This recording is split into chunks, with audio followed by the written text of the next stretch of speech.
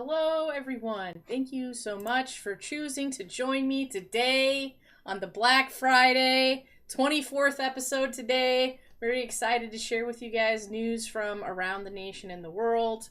As always, we're starting out this top of the hour discussing cannabis busts. I am so ever grateful for PDX Canna for, um, you know, sharing all the videos from all over the place. I really appreciate the work that you do on Future. Without that, it definitely adds like an hour plus to my prep time for seeing busts around the nation and the world. We're also going to talk a little bit about what it means for people who are behind bars right now on this holiday weekend for this plant. Let's talk about what's going to happen on Capitol Hill next week, starting on Monday. The rescheduling hearing starts. What's happening in science and standardization around the country, as well as taking another dip into a review of those public rules that were the draft we received from the CRA just this past week. So we have, a bit more time until we are expecting to have the public hearing for that. They have announced that they believe that will be in, the first quarter of next year. So be on the lookout. And if you aren't already reviewing the rules, the new rules, to see how they're going to impact you and your business, you should be. Because there are some pretty significant changes in there, some of which I discussed last week. And we'll just go, page by page today and answer people's questions as they come up. All right, so getting back to the top of the hour, I really would love to share with you guys, I know we talk about this every week. I feel like it's important. I feel like it's incredibly important to always talk about the fact that even though for us, for many people, for people in over 30 states, it feels as though cannabis is legal because we can buy it pretty much anywhere. We can get it on Facebook. We can walk into a dispensary, some of which are, just as nice as any bodega that you've ever been in, that it's still not legal. Around the country, it's not federally legal. And even in states where it is legal, people are still being busted for this plant. And we should be actively working together to share our voices, to defend those that are being prosecuted for the plant, to get those that are in prison for the plant out of prison, right? And to change the rules that have, consistently and disproportionately harmed people involved in the cannabis trade. I'm not sure if you guys are aware, but cannabis still is about 85% of all drug arrests in the United States. So if you're thinking, man, why aren't they going out and after all those people with fentanyl? Why aren't they going after people who, are pushing other opiates and new fentanyl-like synthetics that are out there killing thousands of us in droves? I asked the same question. Probably because they're still spending those dollars on cannabis crime, right?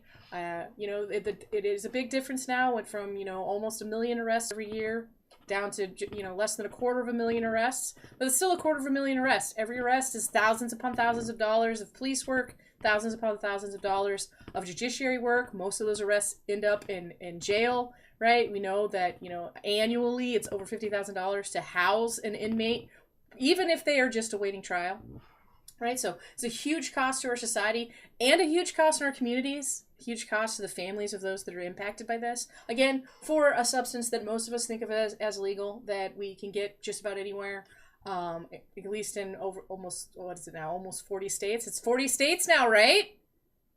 Because Nebraska just is now allowing medical, right? The judge, after the election, the judge threw out the court case that was challenging it. So Nebraska now has medical marijuana rules that will be implemented, I'm sure, over a period of time. Usually there's a little bit of a slow rollout, which I'm happy for. My father lives in Nebraska, and now he will be able to have access to this super important plant. Okay, so let's talk about some of the people who have been arrested. It is worth noting that a lot of people are being arrested in states right now that do not have legal license programs, including places like South Carolina and North Carolina. These have been issues for a long time. And often what we're seeing is that people are now being busted with large amounts of cannabis, but also other drug substances, especially mushrooms and other psychedelics. I know we're kind of coming into like a new renaissance of plant-based medicines and self-care, but it is worth noting that police and law enforcement are really up in arms about this, and people are being arrested. Products are being seized and destroyed, right? So that means reducing access to those that might otherwise be needing it. right? And in states that don't have legal license programs, there's nowhere else to get it other than traditional market operations. We're still seeing a lot of enforcement happening in Oklahoma. We're still seeing a lot of enforcement happening in California, right? In both of these places, they've had robust programs for years at this point, and unlicensed operators are being arrested and stopped all the time. The thing that I always remind myself is if there was enough for everyone at an appropriate price rate everywhere, and everyone had access that they needed, would people want to be outside the license system? I suppose maybe, but how many, right? How many people are out there growing tobacco to sell illicit because you could? Not that many, right? Really just not that many people. So we know that the systems will be working and the rules are easy enough to follow, and that the systems are robust enough to allow anyone who wants to participate in the marketplace to participate, when we stop seeing people doing things that they're going to get arrested for and spend the rest of their lives in prison for, right? And start instead, seeing successful business operators all over the country. It's worth noting that in a lot of states that don't have licensed legal programs, or who have just brand new medical programs only, that we are also seeing a lot of arrests. We're seeing a lot of traditional grows, small caregiver style grows that are being broken into, and those break-ins are then leading to arrests of the people for the grows, and sometimes not even the people who did the break-ins, which is kind of sad, in my opinion. We're also seeing across the southern states, which have leaned into hemp operations, the people are now being arrested for these. I think it's worth noting that, if you live somewhere like Texas and you've had a little bit of decriminalization and there's a lot of hemp that's really like high THC flower, because that does exist, right? That depending on where you live, they still want to arrest you. So the sheriffs are not happy about this. So be mindful of what you're doing, and continue to make those calls for change where you live. We're not there yet. Just because you can finally buy gummies in Texas, and even get smokable hemp flower that's high in THC, does not mean we're there yet. And I feel like this is really important, because there's a lot of people who seem to be moving materials from places like Florida, from places like California, from places like New Mexico even, into places like Texas, which is great for access for the people of Texas, but not great for the people who are being busted along the highways. Right? A lot of what we're seeing is, traditional arrests, people being pulled over for normal traffic stops, and then being found with these products. Sometimes a small amount, just a pound or less, sometimes hundreds of pounds, right? So I feel like that's really important for us to recall, that the cannabis that you're consuming, if you're not getting it from a licensed dispensary, wherever you are, someone is taking the risk to get that to you.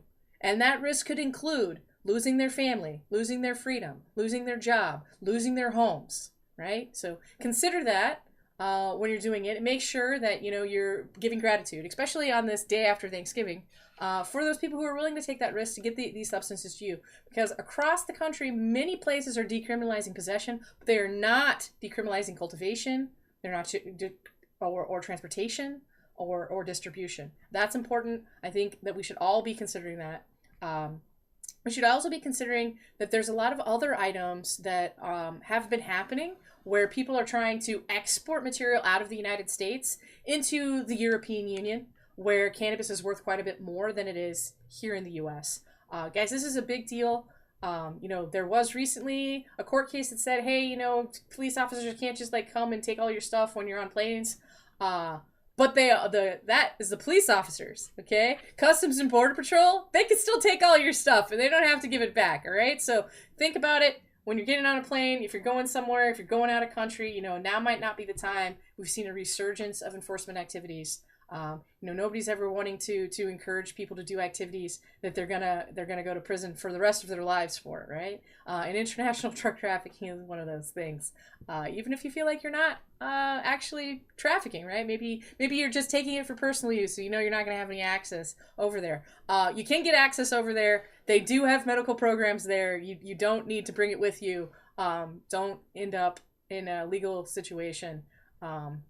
I don't know, for convenience sake. Okay, be thinking about these things, be mindful of that, and be mindful that at some point rescheduling is going to happen, right? Which we're getting ready to talk about here when we start talking about what's happening on Capitol Hill, and that when that happens, international trade will be allowed as well, right? So you will be able to export and import at some point these products. Already importation and exportation is happening from the EU and its sister countries that follow the EMEA rules, right? So think South Africa, Australia, etc., sharing the wealth of medical cannabis around the country. Okay, I feel like it's really important to note that most of the busts that we're seeing are not based on big sting operations, right? At this point, it's really like people getting pulled over for taillights or speeding and ending up behind bars, which nobody wants, okay? I know that we don't want it. I know that you guys don't want it either. All right. Okay, so moving on to the next topic. All right, well, guys, next week, Monday is the day, okay? So Monday is the day of the first part of the hearing for rescheduling that's going to be happening. It's still moving forward. I haven't heard anything to say that it's not. I know that there were a bunch of people that were trying to get it to move to a different court, be under a different judge. That does not appear to have happened. So people will get to come up and make their case before the judge for the first time to, in this case, schedule the next date when they're going to come to give their testimony at a hearing. It's big news, guys, right? This is, if I recall correctly, the first time we've actually made it to hearing, always before, they just basically said, nope, we're not going to change any rules, right? So they were asked to reschedule and they would just say no hearing was necessary. Now we have to have a hearing because they said, okay, we're going to change things, and this is how we're going to change them. And people get an opportunity to say, hey, we don't want that to happen. It's not just the case for scheduling, guys. This happens for lots of regulations. It's also happening in Michigan for the new public rules that have come out, right? We'll have an opportunity to read them, review them, and then come to a public hearing to give our specific comments, to speak on them, and to submit written comment to the state about things that we don't like, things that we want changed, right? So it's all about exercising our work. I'm still really, really glad to be a part of the National Cannabis Industry Association, and we are going to be out there giving public testimony on behalf of small growers and Main Street businesses and mom and pop shops from around the country, and how rescheduling will impact us, why descheduling would be better, and what it means to continue to have enforcement on our state licensed businesses from around the country, which again, now with Nebraska is what? It's 40 states, including Texas, okay? It's only Idaho and Kansas that remain with no program at all. Now, I realize in some places the programs are really tight, but they do exist, right? So, we're so close to having something in every state, even if it's not as flexible as it needs to be. And, now is not the time to take our foot off the gas pedal here. We need to continue doing the work, making the calls, showing up to DC, and getting out there and saying hello to everyone. All right, so moving right along, there's a lot that's going on in standards writing. There's a lot that's going on in science. Next month, in January, so it's not quite December yet. So in January, scientists from around the world, over 96 countries, are going to meet in Houston, Texas, and they're going to meet to discuss standards and specifications for cannabis across all things: animal feeds, textiles, flame retardant fibers used in all kinds of things. Hi, PermaBan09. Welcome to the stream. Glad that you're here. There's going to be all kinds of conversations about different kinds of standards and specifications, things that will define how packaging will be used, how the world will be interacting with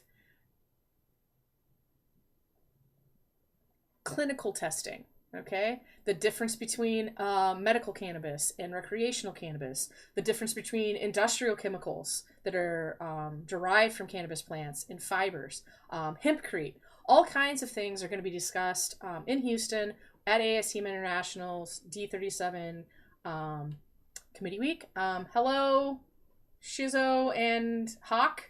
I appreciate you guys being here today. Thank you for coming to get my bow tie. I also enjoy my bow tie. We're here today talking about national cannabis news. So there's a lot of work that is happening on the regular. And when I say that, I mean monthly basis, these scientists are meeting and having these conversations about cannabis. 100% we were talking about weed. Yes, we are. This is a national cannabis news show. We talk about weed every Friday for an hour.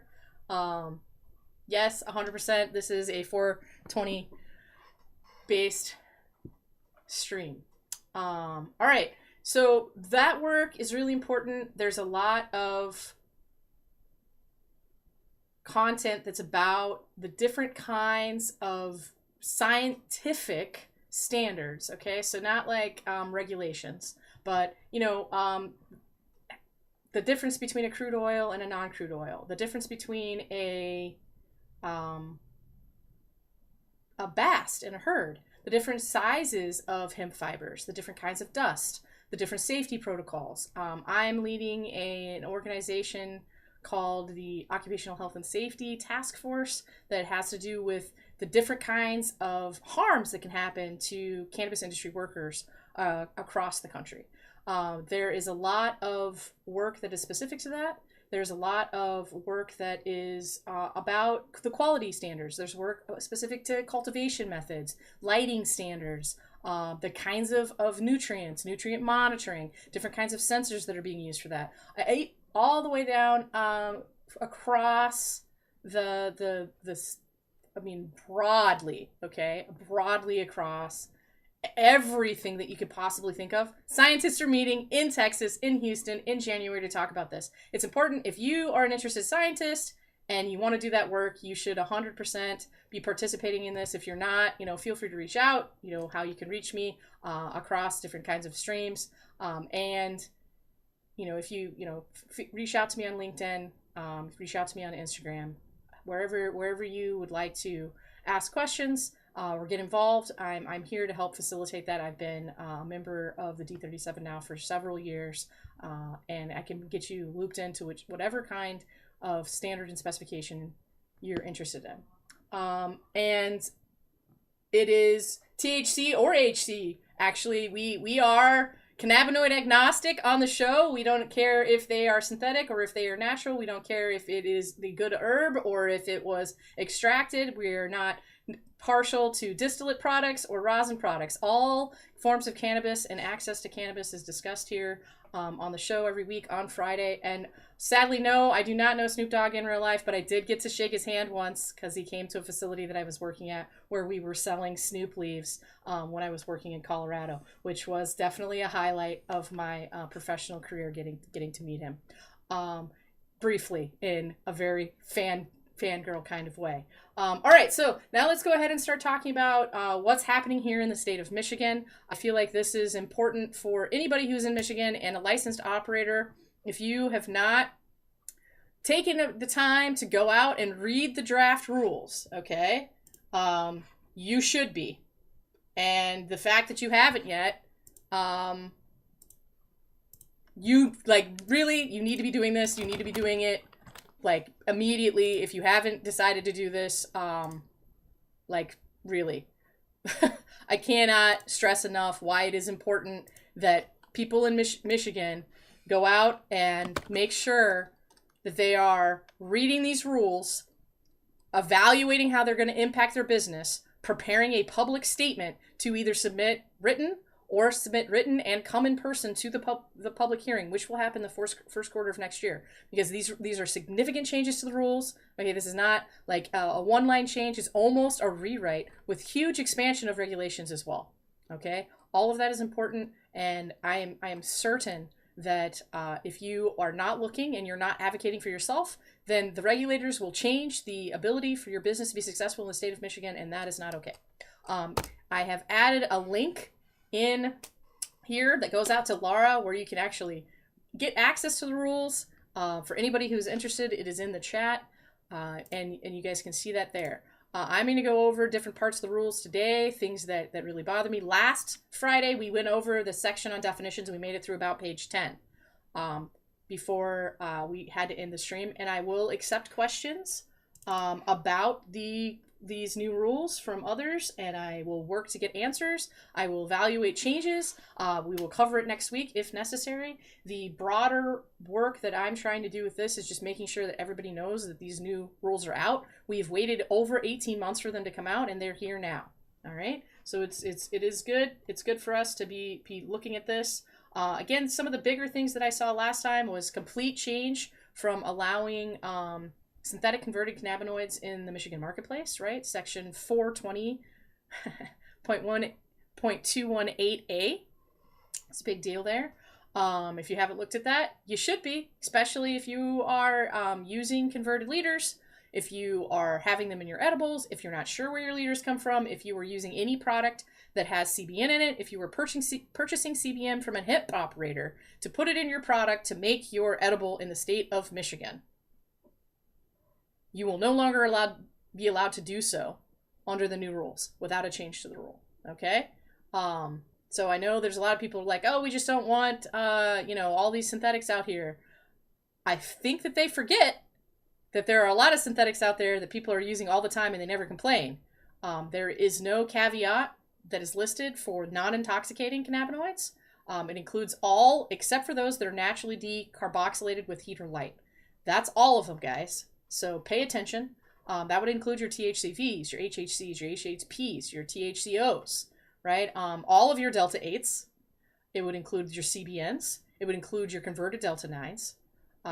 It's a lot, guys. And, it might even include anything that might have been a CBG that was converted or isolated not using or not decarboxylated using heat or light. I know there's not a lot of people who do that, but it's possible. It's also, as far as I can tell, if you are doing water-based extraction using acid-base chemistry, you won't be able to do that either because you have to first convert it to a salt extract and then convert it back to a non-salt.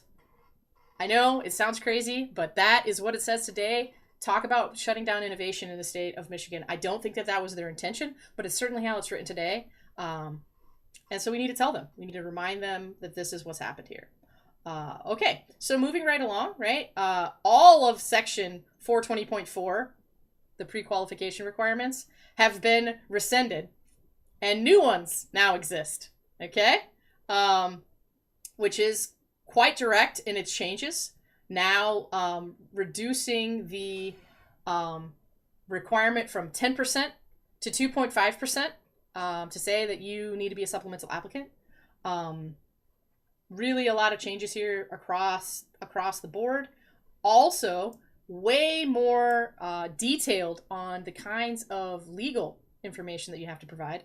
Let me read this to you guys. Legal judgments, lawsuits, legal proceedings, charges, government investigations, whether initiated, pending, or concluded against the applicant, that are related to the applicant's business operations, including but not limited to fraud, environmental safety, food safety, tobacco, alcohol, labor, employment, workers' compensation, discrimination, tax laws, and regulations in this state or any other jurisdiction.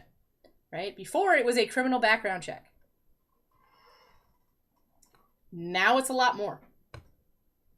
Okay? And these are things that if they evaluate and they see that you've done these things and they can, not that they will, but they have the power to, based on the new rules, to say you cannot be a licensed operator in the state of Michigan. I feel like that's pretty big. I don't know how you guys feel about that, but knowing that someone can decide based on a lot of things that happen on a regular basis, okay? So, for instance, getting your liquor license taken away because one of your employees sells to someone underage. Oh, that's on the list.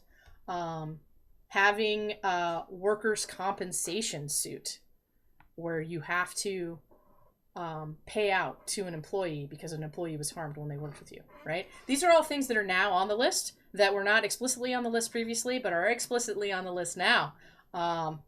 So were all these things that they wanted to know about in the past and they just weren't explicit and so no one really told them? Maybe. Or are they expanding all of the things that they can use to say that you cannot be a licensed applicant? I think that's how I'm interpreting it for sure, but maybe that's not the intention. It is worth noting that they are still having requirements for capitalization, for medical, which is so frustrating because recreational doesn't have these requirements.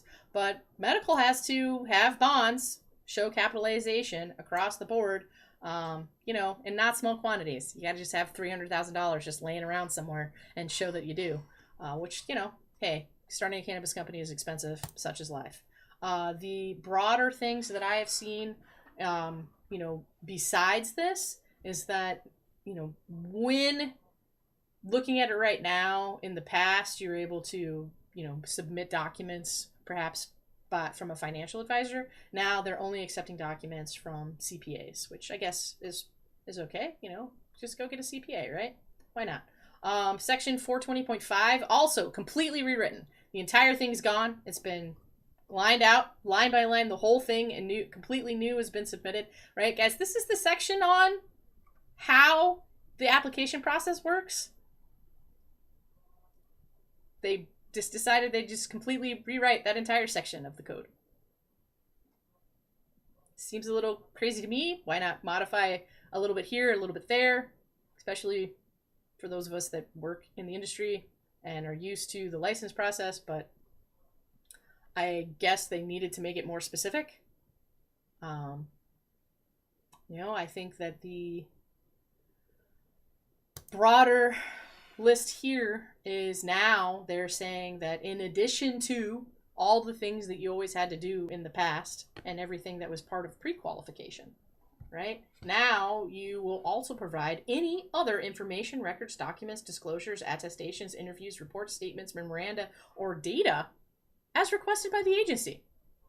Not specific what of all those things they're actually going to request, but that you have to supply them whatever they request.